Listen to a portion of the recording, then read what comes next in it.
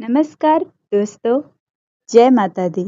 स्वागत है आपका हमारे इस विशेष वीडियो में, जिसमें हम बात करने वाले हैं नवरात्रि के छठे दिन पूजित माँ कात्यायनी की। आज मैं आपको बताऊंगी माँ कात्यायनी का जन्म कैसे हुआ, उनके अद्भुत स्वरूप और शक्ति के बारे में। महिषासुर जैसे दैत्य का वध कैसे किया गया, उनकी पूजा अर्चना विधि, विशेष मंत्र और आखिरी में हमें उनके आशीर्वाद से क्या लाभ मिलते हैं, यह सब जानकारी मैं आपको इस वीडियो में बताऊंगी। साथ ही मैं कुछ छोटे छोटे अनुभव और कथाएं भी साझा करूंगी, जो दिखाएगी कि कैसे माँ कात्यायनी की भक्ति से जीवन में साहस, शक्ति और सफलता आती है। तो चलिए, मन को शांत करके पूरे ध्यान और भक्ति के साथ हम माँ कात्यायनी की कथा और उनके अद्भुत गुणों को समझना शुरू करते हैं। आप इसे ध्यानपूर्वक सुने और अपने दिल में माँ की शक्ति का अनुभव करें। तो चलिए, माँ की इस अद्भुत महिमा को विस्तार से जानते हैं। नवरात्रि यानी 9 रात और 10 दिन। इन दिनों में माँ दुर्गा के 9 स्वरूप की पूजा की जाती है। हर दिन एक अलग अलग रूप की उपासना होती है।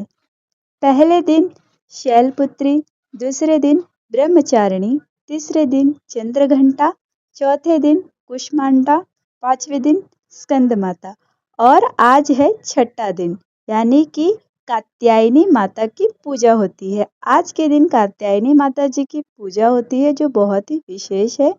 छठा दिन बहुत विशेष माना जाता है, क्योंकि यह दिन शक्ति और विजय का प्रतीक है।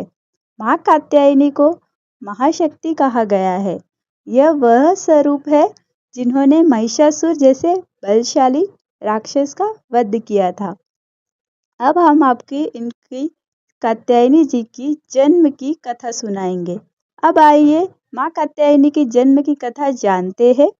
बहुत समय पहले महिषासुर नाम का एक असुर था।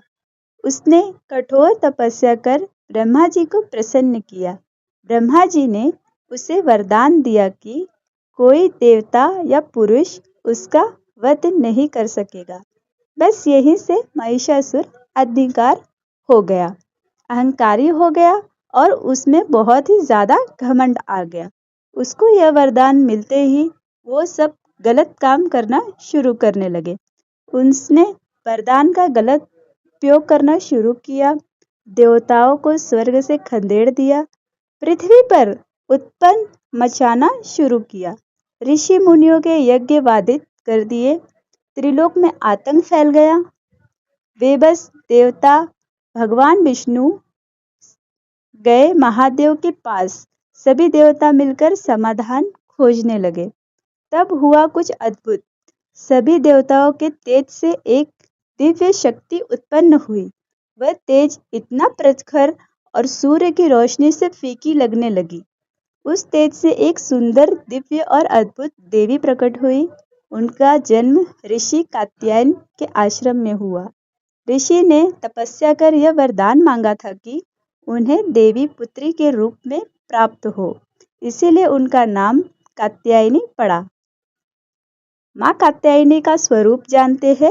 अब हम जानते हैं कि माता के स्वरूप के बारे में। माँ कात्यायनी सिंह पर सवार रहती है। उनके 4 हाथ है। दाहिने हाथ में अभय मुद्रा और तलवार है। बाएं हाथ में कमल पुष्प और वर मुद्रा है। उनके मुख पर तेज और करुणा दोनों का अद्भुत संगम है। उनका स्वरूप भक्तों को यह संदेश देता है कि साहस रखो, धर्म के मार्ग पर डटे रहो, विजय निश्चित है। अब आता है कथा का सबसे रोचक भाग, महिषासुर का वध। महिषासुर ने जब देवताओं पर आक्रमण किया तो माँ कात्यायनी ने अपने सिंह पर सवार होकर युद्ध का बिगुल बजाया। युद्ध कई दिनों तक चला। महिषासुर कभी भैंस का रूप धारण करता, कभी शेर का रूप धारण करता, तो कभी वो हाथी का भी रूप धारण कर लेता। लेकिन माँ ने हर रूप में उसका सामना किया। आखिरकार माँ ने अपनी तलवार से महिषासुर का वध कर दिया। देवताओं ने स्वर्ग वापस पा लिया। पृथ्वी पर धर्म की पुनः स्थापना हुई। इसीलिए माँ कात्यायनी को महिषासुर मर्दिनी भी कहा जाता है। शास्त्रों के अनुसार माँ कात्यायनी का उल्लेखन देवी भगवत पुराण में मिलता है। शास्त्रों में कहा गया है कि उनकी पूजा करने से भक्तों को धर्म, अर्थ, काम और मोक्ष चारों पुरुषार्थ की प्राप्ति होती है।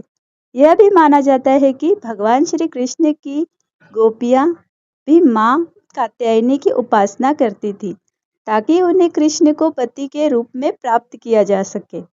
अब हम आपको बताएंगे कि छठे दिन पर आपको कौन सी पूजा विधि और कौन सा पूजा पाठ आपको करना है। तो ये सही विधि हम आपको बताएंगे। तो सबसे पहले आपको सुबह उठकर स्नान कर लेना है। स्नान करने के बाद आपको अच्छे और स्वच्छ वस्त्र पहन लेने हैं। जो हमारा पूजा स्थल होता है वहाँ पर मंदिर जो होता है घर के अंदर, उसमें हमें गंगा जल का छिड़काव कर देना है और सभी घरों में शुद्धिकरण कर देना है। माँ कात्यायनी की प्रतिमा या चित्र स्थापित करें, कलश स्थापना करें और दीपक जलाएं। माँ को पीले रंग का और लाल रंग का फूल चढ़ाए, धूप लगाए, दीप लगाए और फल चढ़ाए। इन सब चीज़ों की अर्पित करें माँ को। माँ को शहद का भोग अवश्य अर्पित करें और अंत में आरती करें और परिवार सहित माता का जयकारा लगाएं। माँ कात्यायनी की पूजा से भक्तों को अनेक लाभ मिलते हैं, जैसे कि विवाह में आने वाली बाधाएं दूर होती है, शत्रुओं का नाश होता है, आत्मविश्वास जो है वो बढ़ जाता है, घर में जो भी दिक्कत है, परेशानी है, जो भी प्रॉब्लम्स है, सुख समृद्धि घर में आ जाती है, मानसिक शांति और अतिरिक्त शक्ति प्राप्त होती है।